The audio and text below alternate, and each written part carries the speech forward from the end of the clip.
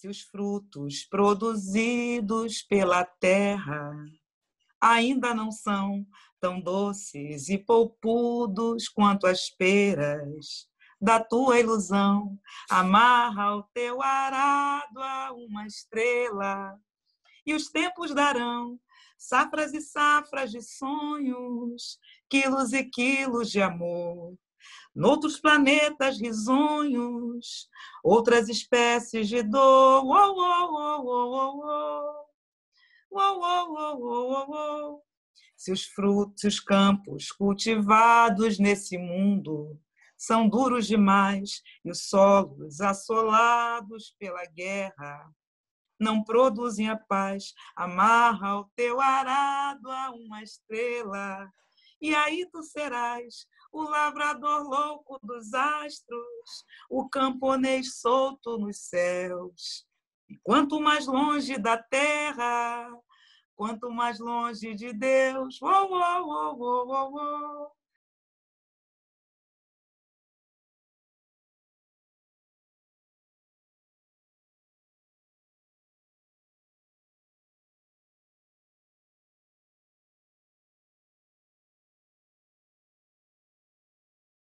Uma das lindas surpresas dessa quarentena tem sido as lives da cantora Tereza Cristina, que vieram acalantar as nossas madrugadas. E é em todas as madrugadas, e dura um tempão. Qual é a preferida? Cada um elege a sua. Já teve a Marisa Monte cantando Speak Low, o Alceu Valença, Caetano Veloso.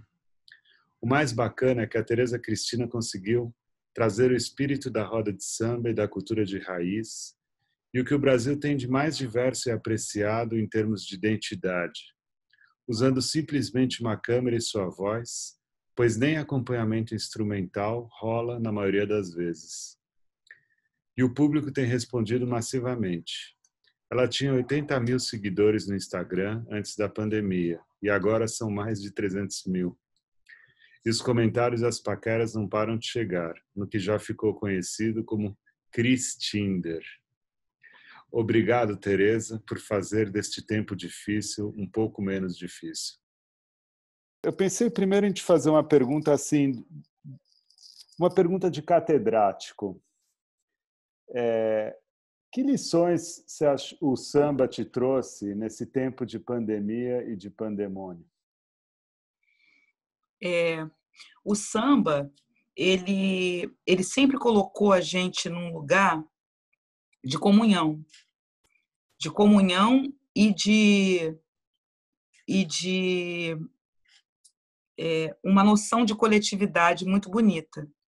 E isso vem desde o início de todas as gravações, porque se a gente pensar que o samba é uma música que você pode executar em qualquer lugar, você não depende de eletricidade, você não depende nem de instrumento, porque você pode pegar um balde, batucar e é samba, você bate na palma da sua mão, é samba, é difícil, é mais complicado assim. A música pop, o rock, enfim, algumas canções você precisa de uma musicalidade, de uma harmonia, de uma instrumentação para você se situar naquela canção. E o samba, ele está acima do instrumento. Ele é muito embasado na voz, na emissão de voz. E essa voz e essa emissão de voz é um gênero musical, é um ritmo que passou a ser um jeito de vida. Então, a gente tem uma tradição muito baseada na oralidade. Eu canto sambas que eu aprendi de ouvido, que eu aprendi com as pessoas. E quando você ouve uma gravação de samba, o samba tradicional, né? Entra a voz do cantor, ele canta uma vez, e quando ele vai cantar a música pela outra vez, ou se ele tem alguma mensagem que ele considera importante e por isso ela está no bis, ela é repetida, entra um coral de vozes. E esse coral de vozes, para mim, é para dar a sensação a quem está ouvindo de que a pessoa não está sozinha. Tem muita gente cantando. Eu acho que É como se fosse um espelho da ancestralidade, sabe? Você canta uma parte, e aí depois vem aquele coro cantando junto. Tem sambas, inclusive, que às vezes já entra com coro, né? Já entra, e aí a voz do cantor isolado só entra depois. Isso, Tipo para mim, é Clara uma Nunes, bela... né? Clara Hã? Nunes é bem assim, né? Clara Nunes. Os discos de samba, né? Você tem o cantor, tem os músicos e tem o coro. O coro é muito importante, porque o coro reforça a letra e o coro dá essa impressão de que você está ali diante de uma multidão. E aí, eu acho que diante de uma situação dessas, em que a gente tem que pensar na nossa individualidade, né? A gente pensa na nossa casa, no nosso núcleo, que é a nossa família, a nossa casa, onde a gente está. E a gente tem que entender também que a nossa atitude, ela, diante disso, ela vai afetar outras pessoas. Então, aquela coisa das pessoas correrem desenfreadamente e comprar 50 milhões de papel higiênico, você está deixando alguém sem papel higiênico, a pessoa que enche um carrinho de álcool gel, alguém vai ficar sem álcool gel, e essa pessoa que vai ficar sem álcool gel, ela pode te transmitir a doença, mesmo você estando super, mega, ultra protegido. E foi a primeira coisa que eu meio que entendi, assim, quando começou a pandemia. A gente tem que... Esse vírus, ele é universal, ele é mais letal do que qualquer guerra mundial, porque ele atinge a qualquer pessoa, ele atinge a qualquer classe social, com uma diferença muito importante e um pouco drástica e triste. Ele atinge qualquer classe social, mas não são todas as classes sociais que têm o direito de reagir a essa doença, a ser hospitalizado, por exemplo, o próprio isolamento, né? O isolamento é para quem pode ficar em casa, mas se você é motorista de ônibus, se você trabalha no hospital, se você é caixa de supermercado, cadê seu isolamento? Você não tem esse direito, sabe, de ter isolamento. Então, a gente tem que pensar também que, ao mesmo tempo em que, quando a gente pode chegar em casa, sentar, abrir uma live num celular, já é um lugar de privilégio que a gente tem. Se a gente não usar esse lugar de privilégio para dar algum tipo de alento ou proteção a quem não tem esse privilégio, a gente não vai aprender nada com isso. E eu olhando, né, os inocentes do Leblon, né, eu não sei se é inocente, eu até fiz uma brincadeira hoje no Twitter, eu pedi permissão à Marina para colocar os inconsequentes do Leblon, os desavisados do Leblon, os privilegiados do Leblon, sabe? Esse povo que está ali, e aí teve um cara bem infeliz que falou: ai, foda-se máscara, foda-se não sei o que lá, tarará, acabou, estamos em liberdade. Estamos em liberdade quem, cara pálida? Você que é privilegiado, que mora no Leblon, classe média alta, você está ali sem máscara, arriscando a vida de outras pessoas. E o mais, assim, para mim, o mais cruel não é ele estar arriscando a vida do outro playboy que está sem máscara do lado dele, não. Do empregado que está ali servindo a você, sabe? Depois da outra pessoa que vai chegar e vai limpar o lugar onde você sentou, sabe? Assim, essas pessoas que estão ali naquele lugar com aquela porrada de playboy, aquele montão de gente completamente inconsequente, essas pessoas vão para casa e vão levar essa coisa para casa. Isso é muito cruel. Isso é um gesto tão desumano quanto ignorante. E é uma ignorância assistida, é uma ignorância que as pessoas fazem questão de ser ignorantes. Não é que elas não têm acesso a essa informação, sabe? É uma coisa de, dane-se, eu não vou morrer, então, sabe assim? E Começa pelo governo que liberou, né? Pela prefeitura que liberou, né? mas assim, a prefeitura libera. Eu não espero nada do Crivella, assim como eu não espero nada desse genocida que está no poder. Mas ele não tem o direito de mandar as pessoas não usarem máscara. Eu não sei se existe algum tipo de órgão que pode... Essa ação, ela não é considerada um atentado contra a vida das pessoas? Como é que o mundo vê isso? Isso é aceitável? não sei que tipo de órgão, porque o Brasil está sem governo, né? Ele está sem... A gente... Eu fico... Você conhece uma expressão assim, revólver na mão do macaco? Não. Tem essa expressão, revólver na mão do macaco. Revólver na mão do macaco é você dá um revólver para o macaco e depois você lamenta que o macaco pode atirar em você, pode fazer uma loucura, mas, na verdade, quem colocou o revólver na mão dele foi você. E eu penso muito nisso. O governo Bolsonaro é um eterno revólver na mão do macaco, porque as pessoas eles colocaram ele lá, muita gente colocou dizendo assim, ele só fala, ele não vai fazer nada. E olha aí o discurso dele, aonde está chegando o discurso dele, sabe? O discurso dele está matando gente, vai matar mais gente. Porque o que aconteceu não é que o vírus diminuiu, as pessoas estão achando normal morrer. 62 mil pessoas. Sim. A gente já entrou... Porque o brasileiro tem essa coisa, né, de ficar surfando em cima da merda, né? Tem uma coisa assim que quando a gente vê que a gente está muito ferrado, muito... Desculpa os palavrões. Mas assim, a gente está muito na merda aí, a gente fala, a gente relaxa, faz um meme e ri com um amigo. Só que não dá para fazer meme em cima de 62 mil corpos, sabe? Não dá, não, sei lá, não sei. Não é só não ter graça, é uma coisa mórbida e muito triste, porque aonde a gente vai agora? A gente os bares já estão abertos, o prefeito diz que tem que abrir, já vai abrir academia, vai abrir cinema. E aí? Eu não sei. Eu, sinceramente, não sei aonde isso vai dar. É extermínio da população pobre? Eles querem que os pobres morram porque o rico vai poder ir para o Copa Star e se tratar? E aí fica só rico? Quem é que vai servir os ricos? Se morrerem todos os pobres, todas as pessoas, todos os desempregados, todas as pessoas que eles consideram inferiores, eles mesmos vão se servir? Não sei. Não sei. Sei lá.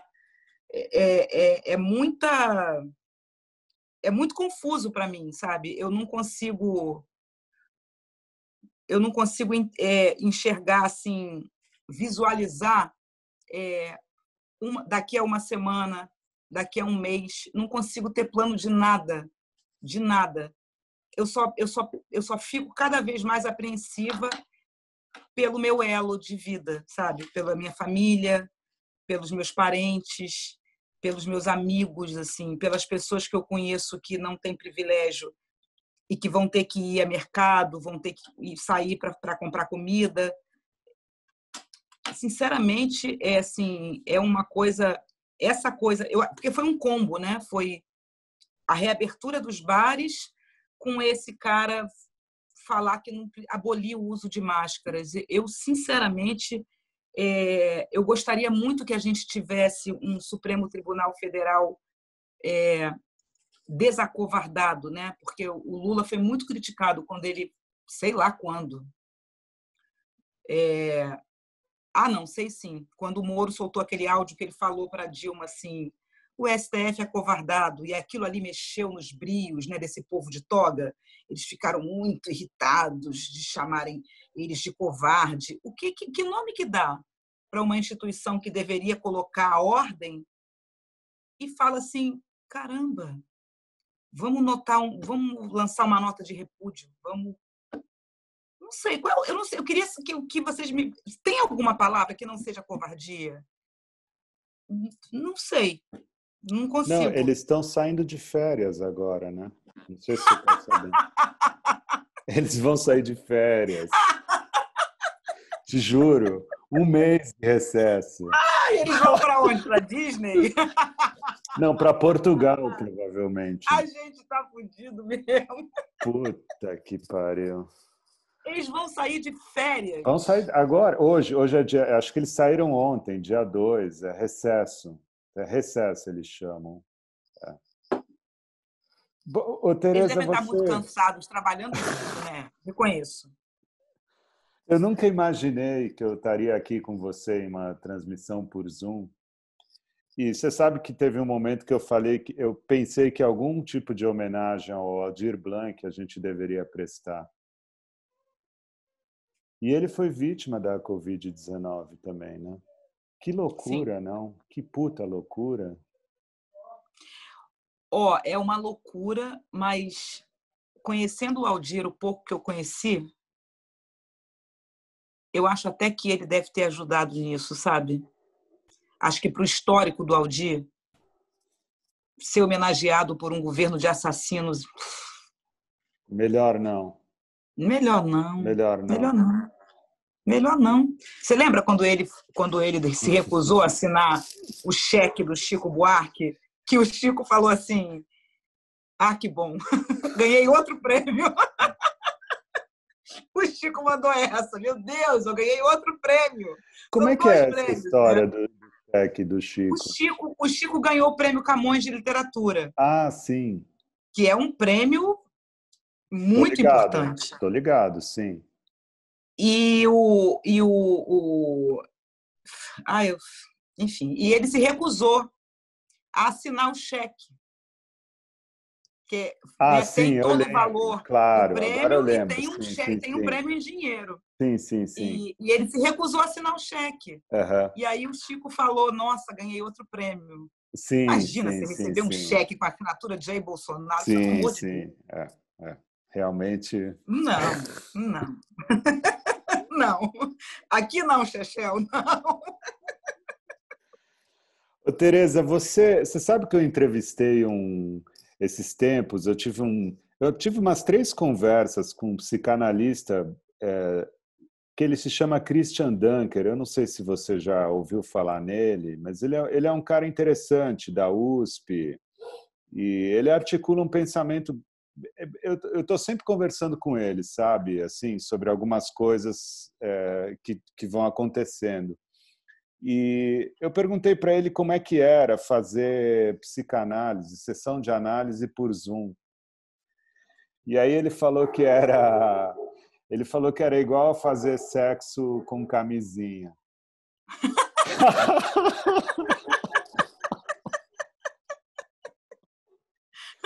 É, mas não é. A Mas é minha o que tem que ser.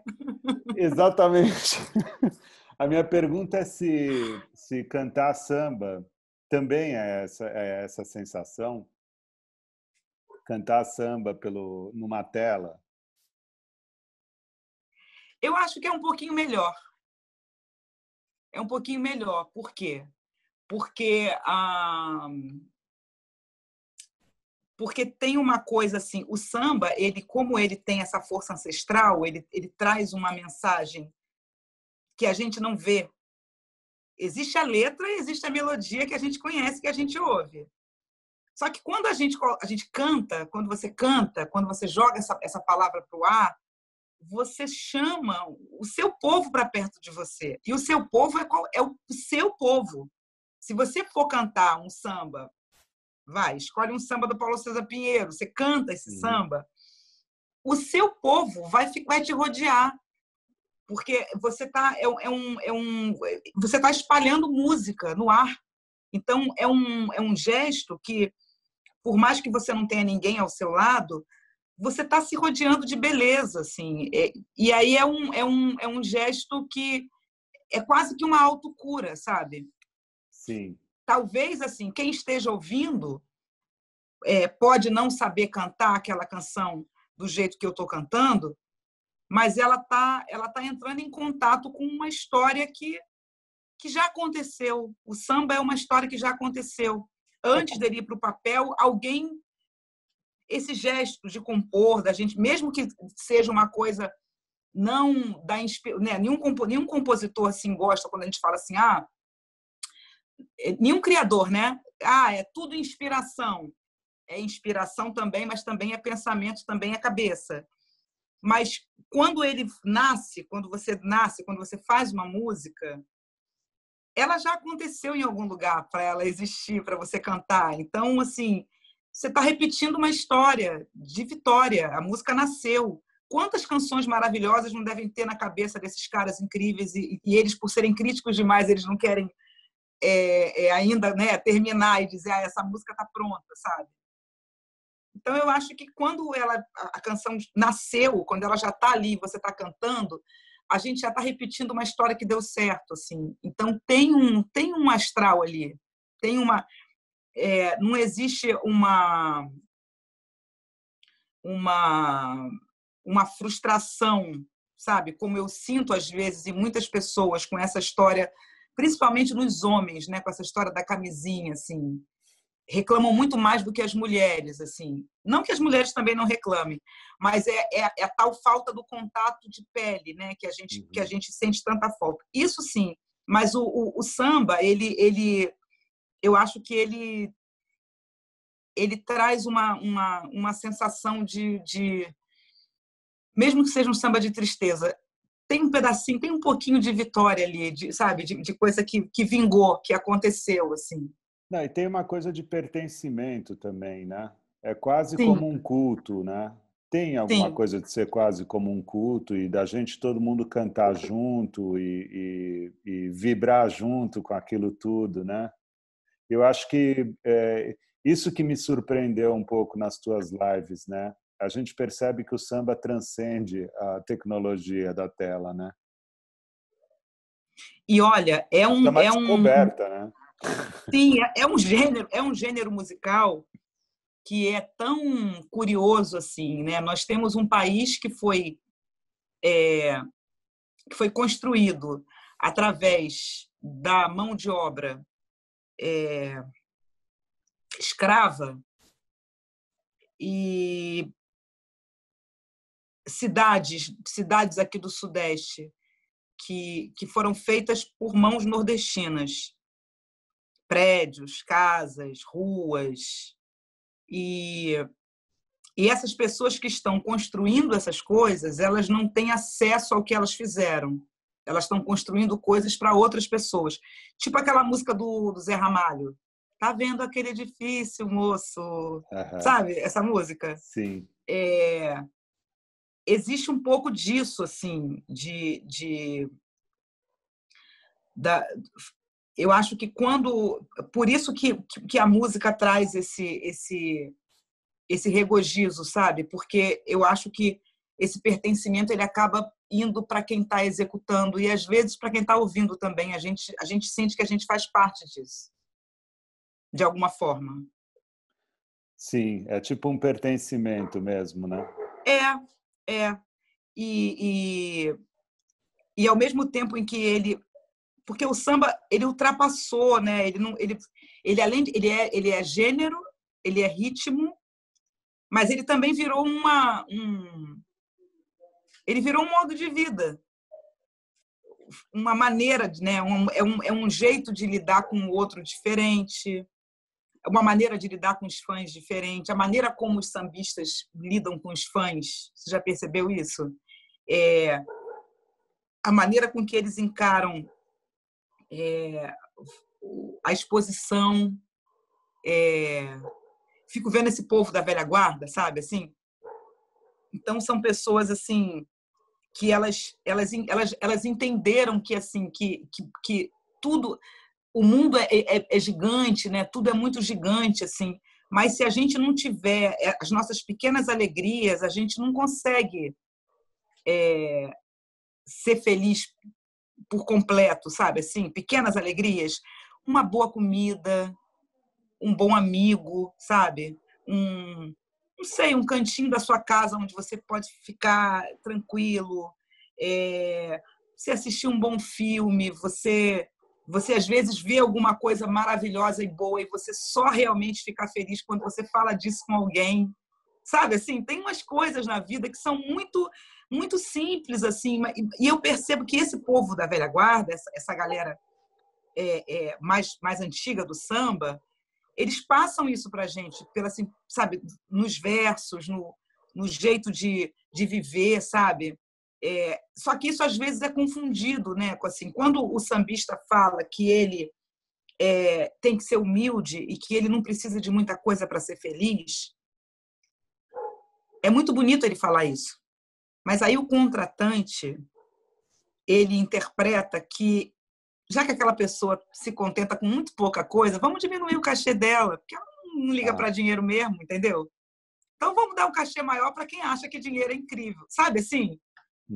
Isso acontece muito, assim, muito. Mas mesmo assim, eu acho que tem um modo de vida do sambista que... E aí, quando a gente fala assim, quando a gente vai falar de Brasil, em qualquer evento mundial que tenha, sei lá, encontro de não sei o que lá, um fórum, Brasil.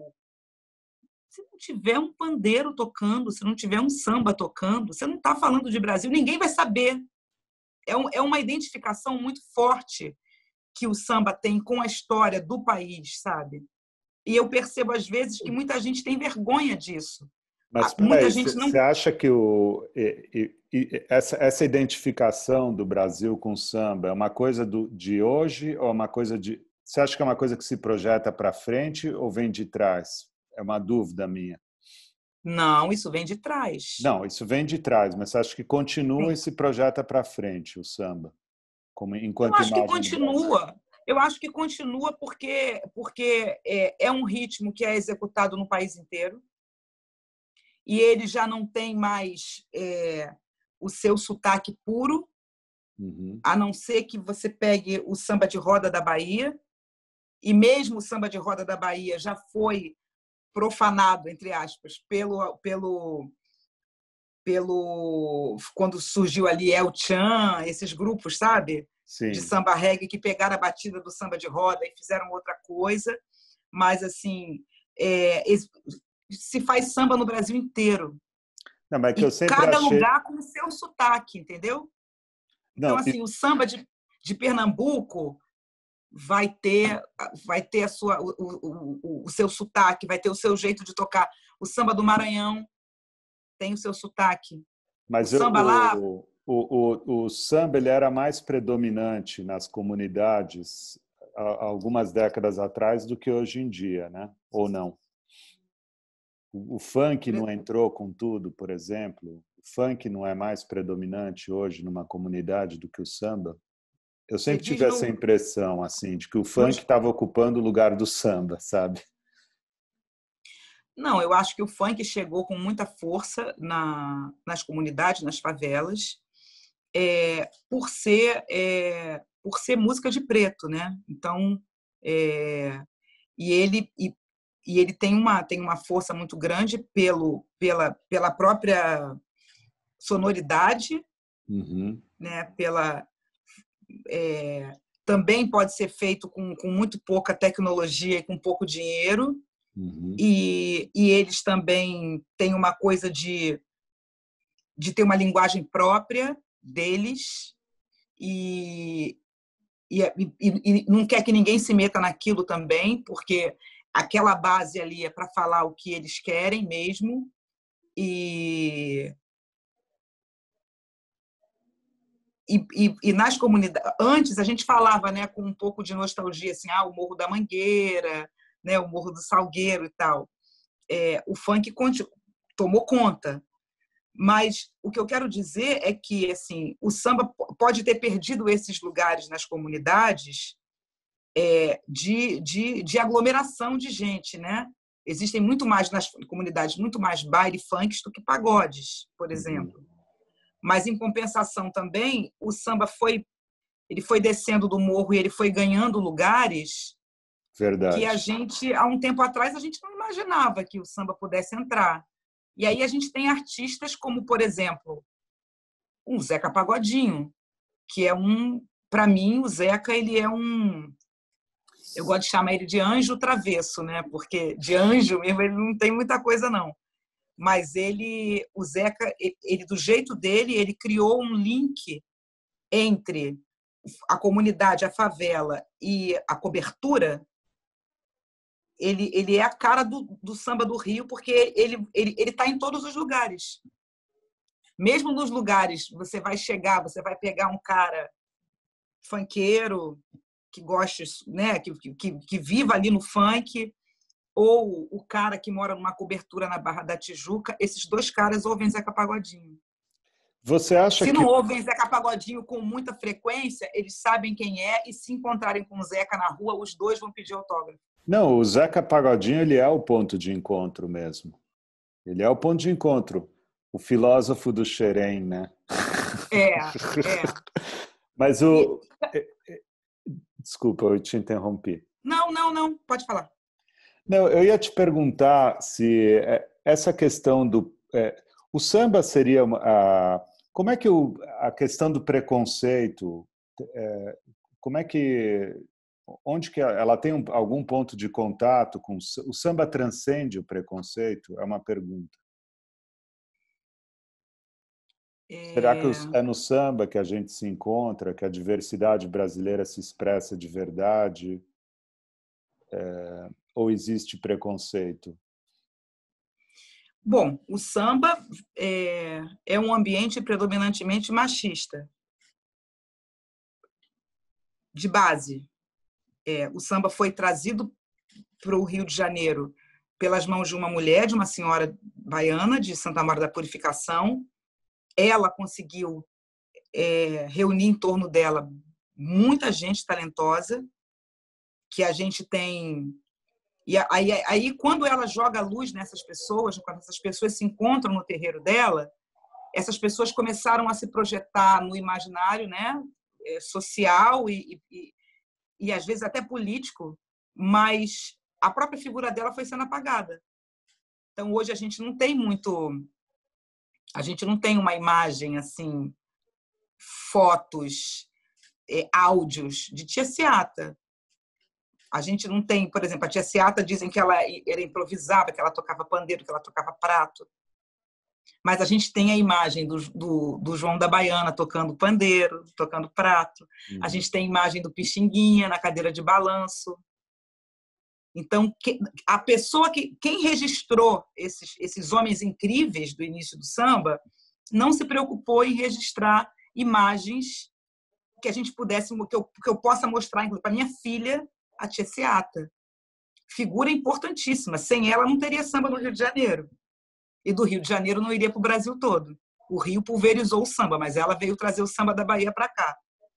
E aí, essas grandes figuras femininas, elas foram colocadas não, elas foram apontadas como o lugar dessas senhoras é a cozinha, porque elas cozinham muito bem, ou elas fazem coro, porque a voz delas era muito aguda, então as pastoras vêm para ajudar nesse coro.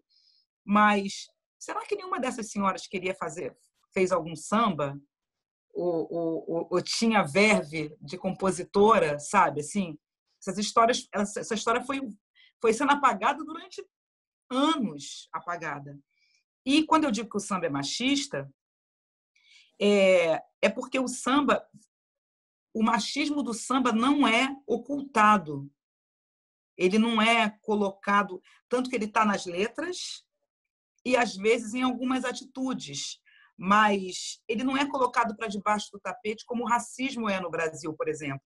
Porque no Brasil, o que acontece às vezes? Você sofre um ataque racista ou você observa alguma postura racista de alguma pessoa e vai haver alguém que vai chegar e vai falar assim, você entendeu mal. Geralmente a pessoa é branca. Chega uma pessoa preta e fala, não, você entendeu mal. Não foi bem isso que a pessoa ou bem isso que eu quis dizer. E aí a reclamação que vem da pessoa preta, ela é colocada em dúvida.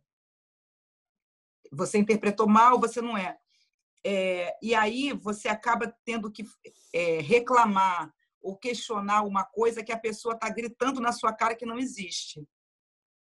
O samba, ele é tão verdadeiro que até quando ele, entre aspas, falha, né? quando ele é machista, ele assume isso, ele não esconde.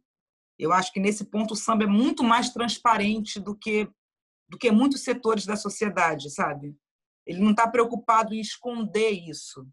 Ele não esconde. E eu acho que quando as coisas se apresentam como elas são, a gente tem força para combater. Eu poder falar para você, o samba é machista, porque eu vejo, ele existe. Mas aí, se eu chegar para você e falar assim, fulano teve uma atitude racista. A pessoa chega e fala, não, você confundiu, não foi isso que eu quis dizer. Então, assim, ao mesmo tempo em que eu acho que existe o machismo no samba, ele não é escamoteado, sabe? Entendo. Ele não é Sim. escondido. Ele não é Aham. escondido de jeito nenhum. E por ele não ser escondido, a gente vai poder combatê-lo de igual para igual. E isso tem acontecido, assim. As mulheres estão assumindo a roda de samba também, tocando violão, pandeiro, cavaquinho, tambor, sopros, fazendo arranjos, arregimentando músicos, sabe? E isso é um caminho sem volta. Não tem como. Uma vez que isso seja conquistado, a gente não volta, sabe, para aquele lugar. Ah, fica ali no canto, canta de lá que eu estou ouvindo você daqui, sabe? Assim.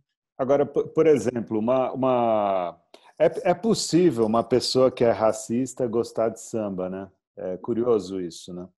Mas é igual jazz e blues. Gente, é Né? possível uma pessoa reacionária gostar do Chico Buarque e, como já aconteceu, de entrar no meu perfil no dia que eu ia fazer a live do Chico, entrou uma pessoa desavisada e falou assim, mas só não me venha falar de política porque eu não aguento mais, você tem que falar só de música, não tem que ficar falando de política na live do Chico Buarque. Quem Como, né? avisa? Você ou eu? Quem é que vai avisar para essa pessoa? Entendeu? E é muito louco, assim, a pessoa falar que gosta do Zequete, mas ela não quer falar de política. Uma pessoa que é fã da Beth Carvalho e aí vota no Bolsonaro. Como é que a gente explica um negócio desse? É muito louco. É muito louco. Assim, o samba, ele já é revolucionário de saída. Ele já nasceu para quebrar um padrão, ele já nasceu para sendo perseguido pela polícia, ele já nasceu com o Silas de Oliveira desfilando Heróis da Liberdade e sendo preso logo em seguida, sabe? Ele já nasceu com o Zequete falando que não vai sair do morro, não, que aquele ali... é isso, o samba é isso. Aí a pessoa que fala que gosta de samba, mas ela gosta também do cara que diz que tem que armar a população e atirar de cima para baixo na favela, está toda errada. Está toda errada, está toda errada. Ela não ouve aquilo que ela canta. Ela está Sim. só, de repente, ela quer estar ali naquele, sabe? Ela quer o fervo. Ela quer estar É, ali, azarar, encontrar as pessoas e tal, dançar, se divertir, beber a cervejinha dela. Mas ela não está entendendo nada. sim, Ela não está mas ouvindo o que ela está é um cantando. clássico das pessoas. Eu tenho pensado muito nisso, no que a gente fala e no que a gente faz, né? É muito diferente mesmo, né? Sim. Quer dizer, infelizmente, né? Em alguns casos é muito diferente, né? Eu acho muito complicado a pessoa que gosta de samba, não só que gosta de samba, tá? Que diz que entende de... Aí é mais complicado ainda. Não, eu conheço muito samba, eu gosto muito de samba, eu acompanho samba desde não sei quando, desde não sei que lá, minha avó criança. Que conhecimento é esse que você tem de samba que você não sabe que o samba ele já nasceu de esquerda? Quando a gente nem sabia o que era esquerda, era outro nome. Sabe assim? O samba não nasceu para privilegiado, gente. Não existe. Não existe. Não existe. O samba nunca vai ser a favor de um cara que quer botar todo mundo com arma na mão e se atirar um a outro na rua. Não vai, não é. Ô, Tereza, Não... você... que você acha que vai ser o novo normal? Tenho um pouco de medo de falar disso, porque eu não consigo projetar muito. O que eu percebi ontem, vendo aquelas imagens lá do Leblon, é que para essas galera o novo normal é você fingir que morreu gente. É você não se comover com morte. E aí não é o novo normal, né? Aí é a necropolítica, que eu achava que era uma coisa tão abstrata quando as pessoas falavam. A primeira pessoa que falou comigo sobre necropolítica foi a Antônia Pellegrino. Nós temos um grupo de WhatsApp, um grupo de amigos, né? E aí, como cada um às vezes está fazendo coisa, a gente se fala muito pelo WhatsApp. E quando o Bolsonaro foi eleito, ela falou assim, bem-vindos à necropolítica. E eu falei, que porra é essa de necropolítica? O que é a política da morte? É a polícia chegar na favela e matar todo mundo? Também. Sabe? Eu acho que também, assim, é uma banalização e uma normalização da morte. Aquele cara lá, hamburguero, que graças a todos os meus orixás, eu nunca botei um pedaço daquela carne de minhoca na minha boca. Eu nunca comi nada desse lugar, nunca. E olha que eu passava pela porta do lugar, ali no Rio Sul, eu nunca vi aquele letreiro, eu nem sabia o que era que tinha ali dentro, porque para mim era uma boutique de roupa, me disseram que era um lugar de hambúrguer, mas a fachada dele é como se fosse uma boutique de roupa. Lembra de que ele falou, vão morrer uns 7 mil, 9 mil? Normal. E assim, a gente está em 62 mil, sabe? Pois é. O prefeito lá de Itabuna, né, que falou assim, com morte ou sem morte. Quando essas pessoas falam isso, elas não se colocam nesse discurso. Esse discurso é só para quem é fodido, não é para elas, entendeu? Então, talvez, infelizmente, agora, né? Vamos falar agora, assim, não é que esse novo normal seja o que... Não é nada estabelecido, mas, assim, é uma coisa que está em andamento, assim. Hoje, vendo as notícias, vendo o cara falar que ninguém precisa mais usar máscara. Ninguém precisa, não. Proibiu, não é isso? Eu não sei. É uma das duas coisas, né? Abolir o uso de máscaras. Os bares lotados de gente sem máscara, tá? Porque gente sem máscara. Aí o novo normal, pelo que eu vi ali, 62 mil mortes. Caguei, é um número. Entendeu? Por isso que aquele monstro lá foi derrubar aquelas cruzes na praia. Você viu aquele cara? Uhum. Um cara horroroso, meu Deus do céu, de onde aquele homem saiu, de que esgoto que ele saiu. Um cara foi lá, tinha um pai que perdeu o filho para a Covid, botou várias cruzes na areia, representando cada morte de Covid no Rio de Janeiro. E aí vem aquele espírito sem luz e foi derrubando as cruzes. Aquilo ali... As pessoas querem agir como se as mortes não estivessem acontecendo e não querem serem lembradas. Entendeu? Não pode lembrar, porque aí vai tirar o sossego delas, sabe? Assim. O que você aprendeu com a quarentena?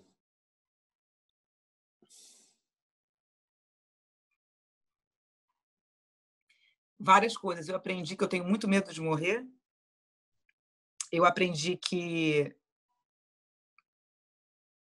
o meu medo de morrer não é uma coisa egoísta.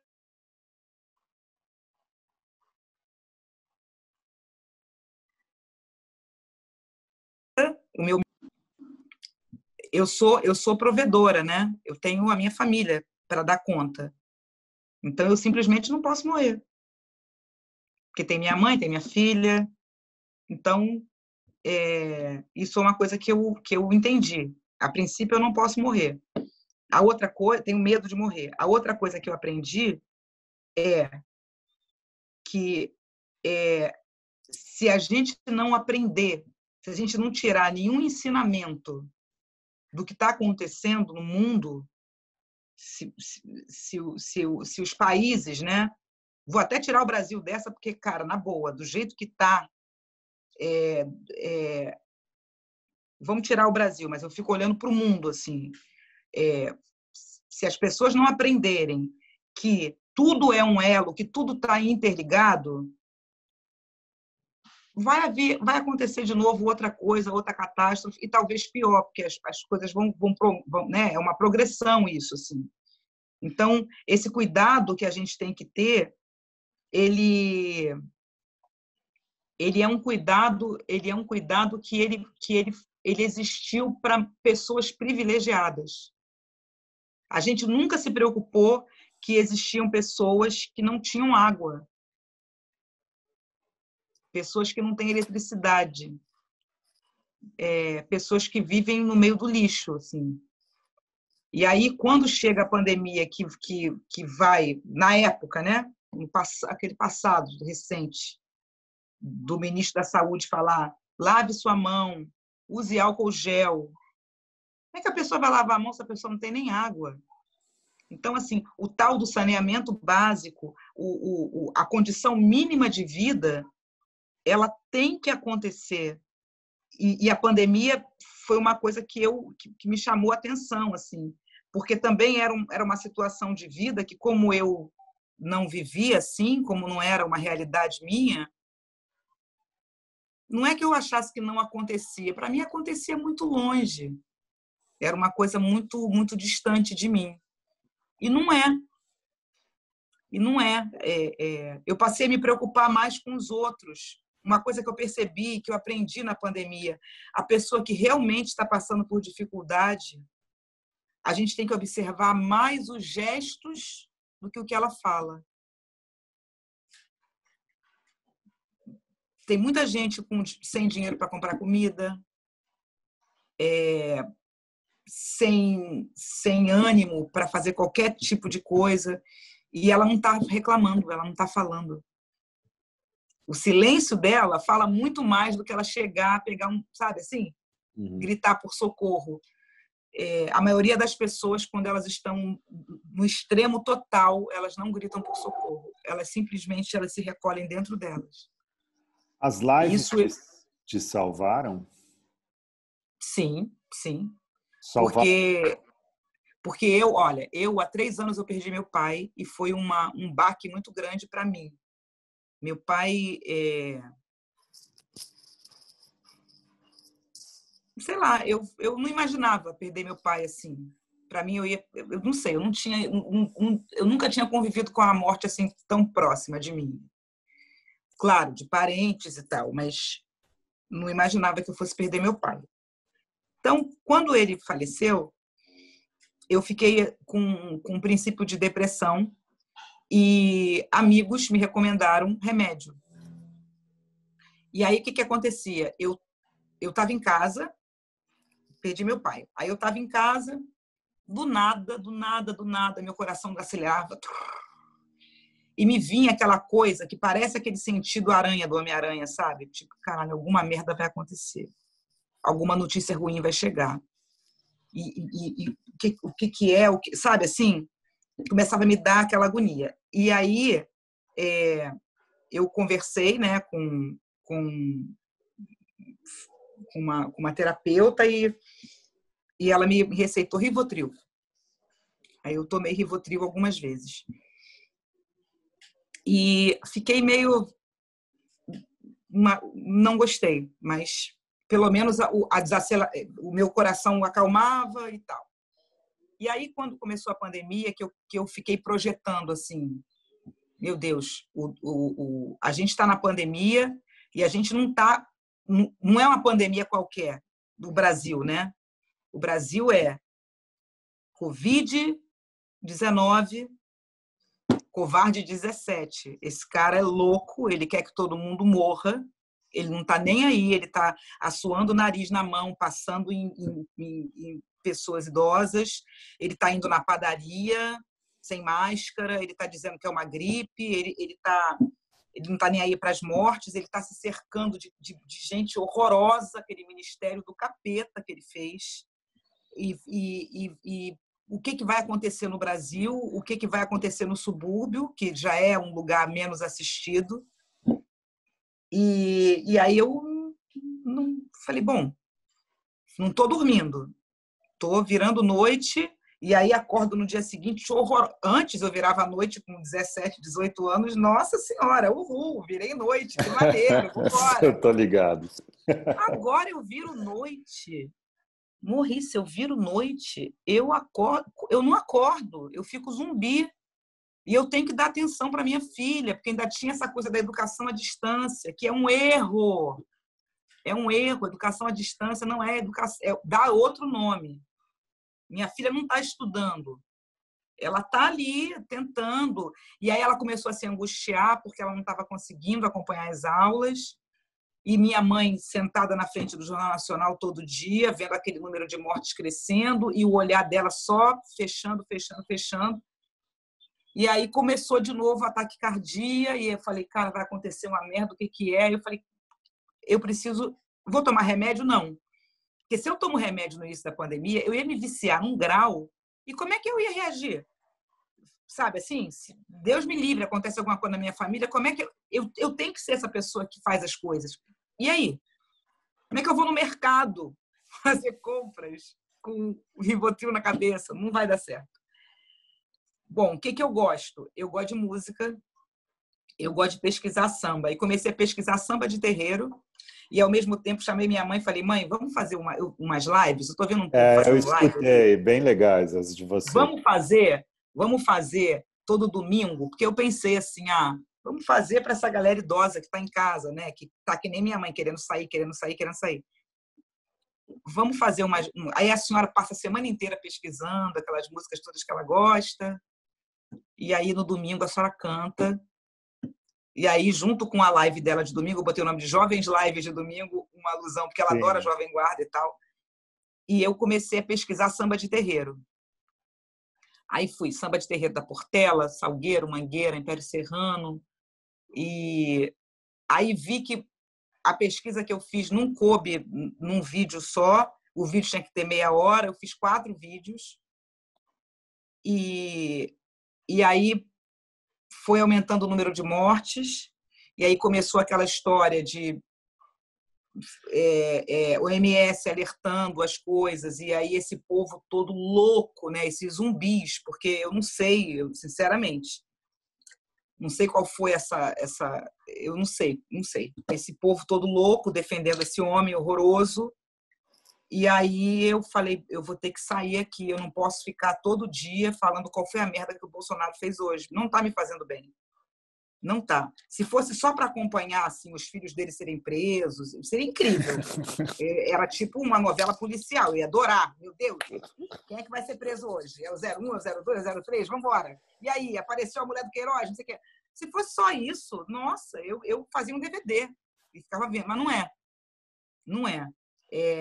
Encobre aqui, encobre ali, cala a boca de não sei quem sumiu, e não sei quem negou, e tarará. Bom, então...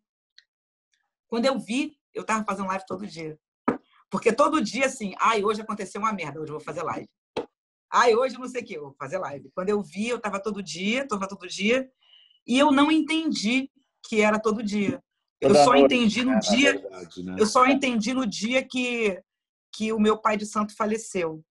Que eu fiquei muito, foi uma tristeza assim, sem limite, sem precedente. E aí eu não fiz a live. De Covid? Não, ele já estava com pneumonia, mas acredito eu que assim essas doenças respiratórias a gente não sabe, tá, né, tudo meio misturado. E ele já estava no hospital há muito tempo. E aí eu não fiz. E aí eu não fiz a live. Eu botei um anúncio, né, dizendo que eu não ia fazer e tal, por conta do falecimento dele.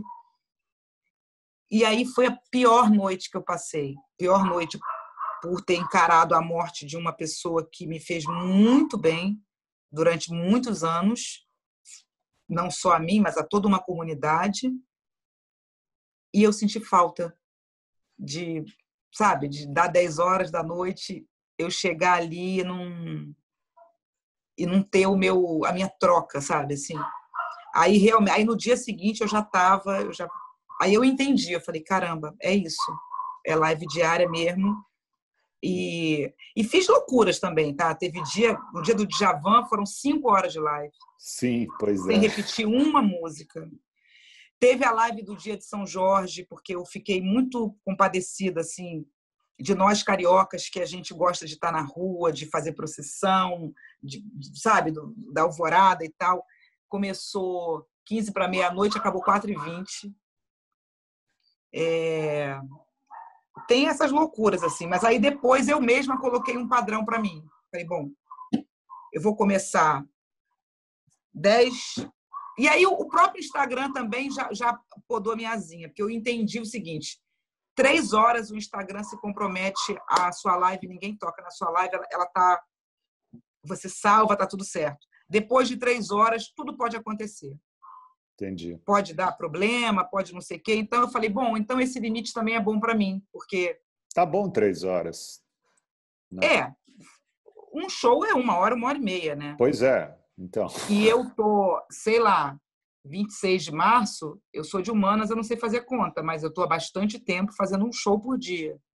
E aí é todo dia maquiagem, todo dia 6 cervejas, que é o que eu bebo durante as lives, e enchendo a cara de salgadinho. Virou sei lá, é isso. Olha, grande conversa, né? Grande conversa, grande conversa. Eu queria te perguntar se assim, se batia de você tocar você cantar um minutinho, 1 minuto mesmo de samba para algum samba que ornasse com essa nossa conversa. Ou se você quiser que eu sugira alguma coisa, eu posso sugerir também. Mas Então, eu vou cantar um samba que ele não é muito alegre, mas ele é importante que seja ouvido. É um samba do Silas de Oliveira chamado...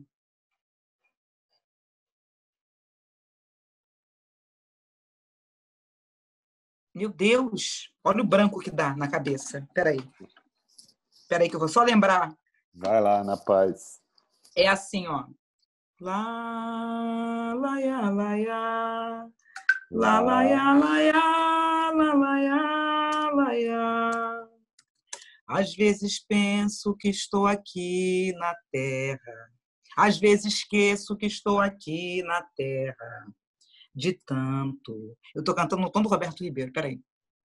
Às vezes esqueço que estou aqui na terra, de tanto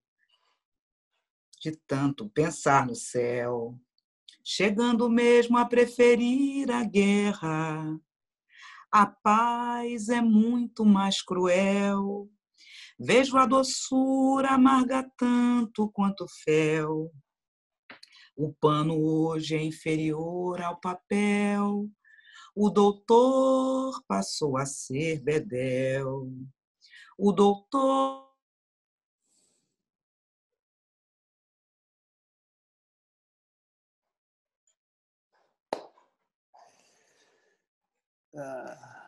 a minha irmã ligou no meio. Peraí, deixa eu começar de novo. De novo, por favor. Eu já...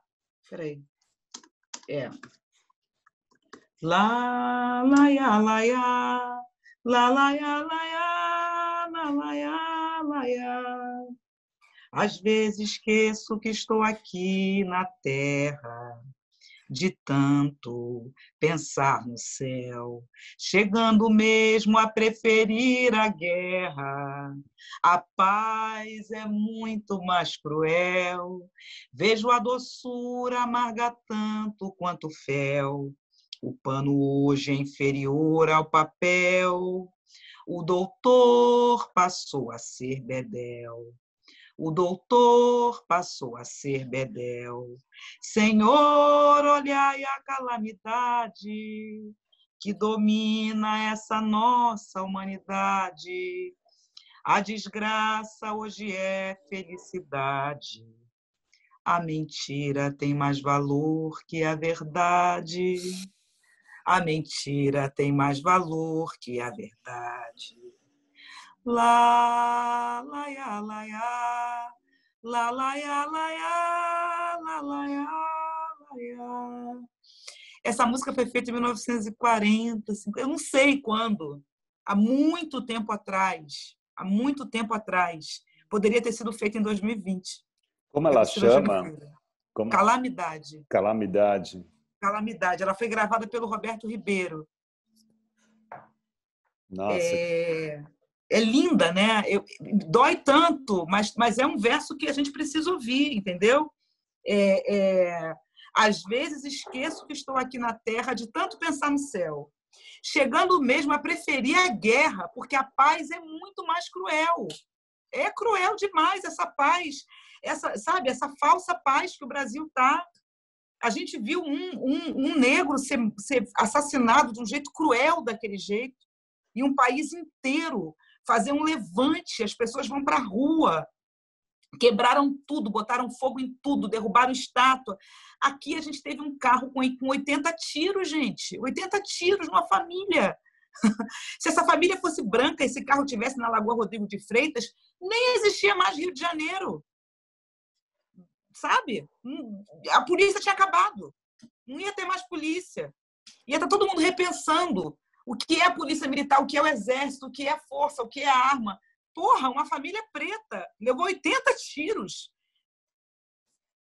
A gente está aqui fazendo meme na internet, sabe? É muito louco, assim, é muito louco. Mas eu acho que esses caras, lembra aquele papo, né, do início da nossa conversa, assim, esse tipo de sensação que eu tenho quando eu canto um samba desse, não estou sozinha, não consigo me sentir sozinha com os versos desses, sabe? De jeito nenhum. De jeito essa nenhum. parte final também da mentira, né? A mentira tem mais valor que a verdade, entendeu? Agora, é engraçado, né? Porque eu também tive esse raciocínio do tipo, pô, morreu um cara lá nos Estados Unidos, eu queria tanto que tivesse esse tipo que as pessoas também se manifestassem aqui no país, né? E aconteceram tantos casos, não foi nenhum só, foram direto. Não foi um só, não foi um só. Mas eu fui buscar a resposta, eu fui entender que, na verdade, foi a resposta que eu procurei, né? Eu, como jornalista, é isso, né? A curiosidade, você vai atrás, né? Uhum. Manifestações acontecem, só que elas não são noticiadas, né? Seria um pouco racismo estrutural, seria um pouco esse, né? Não aparece. Olha, eu vou dizer que ele não é nem não é nem mais estrutural, não. Você passa numa comunidade, tem um montão de gente que botou fogo no pneu, parou a rua, botou fogo num ônibus porque morreu uma criança com um tiro de fuzil. O cara que está dentro do ônibus, ele olha e fala assim: criança mesmo? Tá fazendo o quê? Tava onde? Cadê o pai dessa criança? Essa desumanização, sabe? Essa falta de empatia é o que tem que ser abolido primeiro. Porque se você entender que aquela criança poderia ser da sua família, poderia ser sua, você não ia achar que aqueles caras que estão na rua ali são baderneiros, entendeu? Não ia. Mas, assim, esse samba, ele é lindo, mas ele é melancólico. Eu queria cantar uma outra música para encerrar de um jeito mais... Tá? Vamos lá. Se os frutos produzidos pela terra ainda não são tão doces e polpudos quanto as peras da tua ilusão, amarra o teu arado a uma estrela e os tempos darão safras e safras de sonhos, quilos e quilos de amor. Noutros planetas risonhos, outras espécies de dor. Oh, oh, oh, oh, oh. Oh, oh, oh, oh, oh. Se os frutos, os campos cultivados nesse mundo são duros demais e os solos assolados pela guerra não produzem a paz, amarra o teu arado a uma estrela e aí tu serás o lavrador louco dos astros, o camponês solto nos céus. E quanto mais longe da terra, quanto mais longe de Deus. Oh, oh, oh, oh, oh, oh. Essa música, nossa, eu ouço ela todo dia. Nossa, que bênção. Música de sexta-feira linda para ouvir agora. Sim, nossa, caiu linda. E o teu sorriso, Tereza, cantando é tudo de bom também, viu? Cara, o Gilberto Gil, eu descobri, assim, tem uma música do Caetano que ele fala... que ele fala dos Trapalhões, como é o nome dessa música? Que ele fala, mesmo na deprê, chama-se um Gilberto Gil. O Gil, ele é um remédio. O Gil pra gente. Ele é um remédio. Engraçado que ele faz parte de uma... Ele é uma egrégora, sabe? Assim, porque ele é um remédio, ele é um orixá, ele é um espelho, e ele faz parte do nosso passado, porque foi um ministro da cultura importante para o Brasil, e ainda tem a projeção para o futuro, porque ele está aqui entre a gente, sabe? Sim, ele é tudo isso Então, mesmo. ele é tudo isso. Ele é. Eu vou até te mandar. Eu fiz uma entrevista incrível com ele que você vai gostar. Eu acho que você ia gostar muito de ler. Eu vou Ele é mandar para muito você. maravilhoso. Muito, muito. Ô, Tereza, você sabe o que eu estou fazendo? A gente está fazendo uma brincadeira aqui no canal, que é pedir para as pessoas que a gente entrevista, porque eu fico perguntando. Eu queria receber uma pergunta que eu vou responder ela. Na verdade, eu faço um especial depois respondendo todas as perguntas que eu recebo. Então, eu queria ouvir uma pergunta sua. Uma pergunta minha? Uma pergunta sua para mim.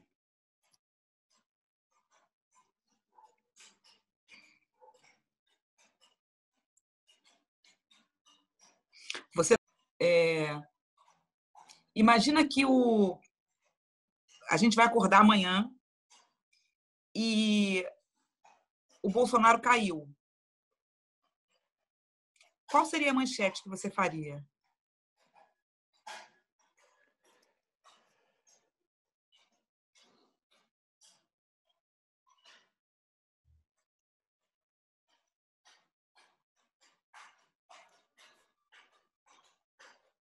Estamos livres.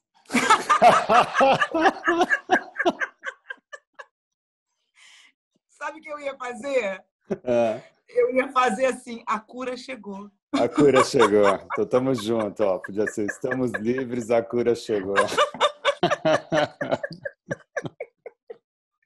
Vamos projetar essas palavras para o universo. Vamos projetar para o universo, minha cara. Super obrigado. À noite a gente se vê na tua live, tá bom?